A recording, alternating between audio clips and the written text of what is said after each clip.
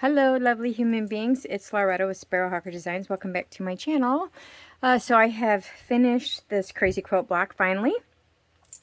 I only have 2 more to go after this. I'm super excited. So I decided not to use the um, that piece of lace that I had that said Nottingham on it.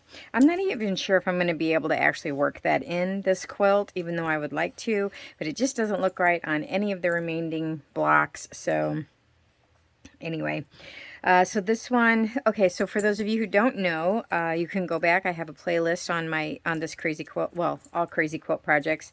But this is a very large crazy quilt that I'm making, that is a turn of the century travel themed crazy quilt, kind of all in pink, blue, tan-ish, peach kind of colors. The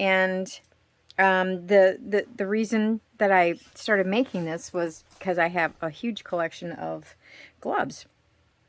And so I wanted to put them in some kind of a project. So this isn't the kind of quilt that you will sleep under. This is literally just to go over a bed. It's for decoration only. So anyway, so I have this glove here that's got these pretty little rhinestones down here. It's kind of sparkly. And then I have this old ship in the middle here that I printed on fabric. And I stamped this Eiffel Tower Paris thing. Then I just did some really old, delicate piece of lace down here. Some trim up here. And then I did a seam binding kind of swag there with some silk ribbon embroidery, seed beads, sequins. These yo-yos were made by a subscriber of mine, Maria. She sent those to me in some Happy Mail. I think, and that's all of them. I used a couple of them in another block, and then this is the rest of them. So they all went on this quilt. So Maria, if you're watching, you have a you made a mark on the quilt. And then just some embroidery here, and some embroidery up here and here, and this old thing. I don't know. It's not really a doily. I don't know what you call that. Anyway, and I just had some trim that I just sort of wrapped around the glove. I also put a few charms on here. So I will bring it up. Well, I wonder if it would be better if I just zoomed in, actually. Would that be better? So here I used, this is one of my dad's old charms. Some of you may remember my dad used to deal in antique jewelry, and so this was one of his charms, and it's you know, the what do you call it, the steering wheel on a boat. This was my grandmother's, one of her Madonna charms.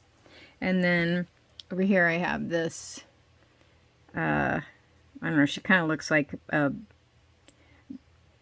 Marie Antoinette era, like the Georgian style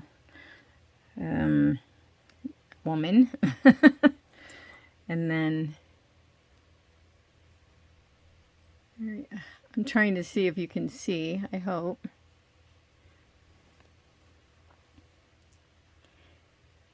And then up here, I just did this big kind of swag here with some embroidery. It's kind of like a half circle, I guess.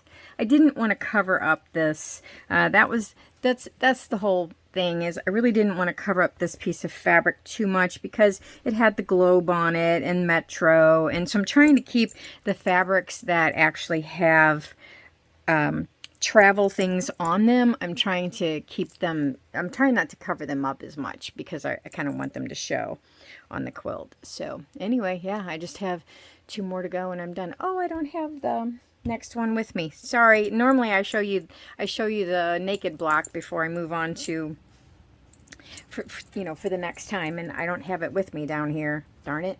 Anyway, I also just wanted to briefly show I do have the Halloween kits up in my Etsy store. So these are a little bit bigger than my regular kits, so I'm charging a little bit more for them because there are more fabrics in them. Kind of similar to the Christmas kits that I made last year, but I thought Halloween would be fun for once. They are all basically the same. There are sort of, this is the more kind of vintage one, and then this is kind of the more bright, happy one. But within those two sections, they're all basically the same. So we've got your laces, and then these neat little, oh, it's upside down, Halloween fabrics.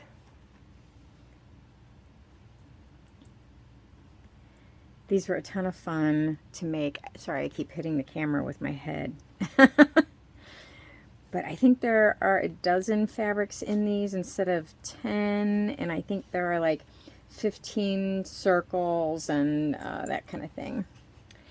And then, so yeah, so there's just a little bit more in them than there is in my regular kits. So I'm charging a little bit more for them. Each one comes with a fan that I made, and your pre-cut hexes and your pre-cut circles and your heart, your stamped fabrics, and then a novelty fabric. And then also you will get, I don't have it in here right now, but you'll get 10 pre-cut paper hexes to be able to paper piece your hexes if you want to.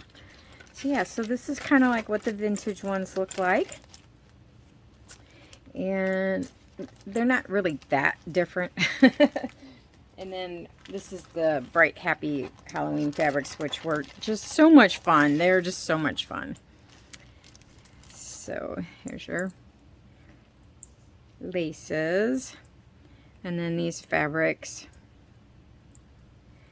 So I kind of went with all of the, instead of just like black and orange and white, I kind of went with the green and the purple as well. That is, you know, indicative of a lot of modern Halloween kind of stuff. So you do get that green and the purple. And there you go. And then, so yeah, these were a lot of fun to put together. And then this is what the brights look like on your hexes and your circles and your heart and your fan.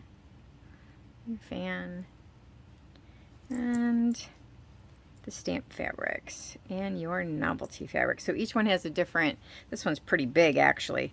You could cut it up. You don't have to use it as like this big, but anyway, each one so the novelty fabric is different in each kit, but otherwise that's really the only difference, other than, you know, all the circles and stuff aren't always necessarily the same fabrics. But anyway, that's that. Okay, I hope everybody's doing well, but you know, summer is getting ready to wind down. Not really. We have summer till September 21st. But you know, crafters, they start planning ahead, so I thought I would go ahead and get the Halloween kits up in the shop. I'm not sure if I'm going to do Christmas ones this year or not. It depends on my stock. It depends on what I have. So anyway, but this is the Crazy Quilt block number 22, I guess. Yeah, I think this is number 22. So anyway, I apologize for my dog, but you know, he probably sees a squirrel or something. And there you go. I actually really ended up liking this block a lot more than I thought I was going to. It's so funny. There are blocks that when I start out, I think, oh, this one's going to be my favorite, and then I don't end up liking it as much. And then others, this one, I really struggled with this one at first. I was like, yeah, I don't really like this block. I didn't like the way it was put together and all the angles and that kind of thing. And then I actually really ended up very much liking the way it turned out. So, all right, guys. Talk to you later. Bye.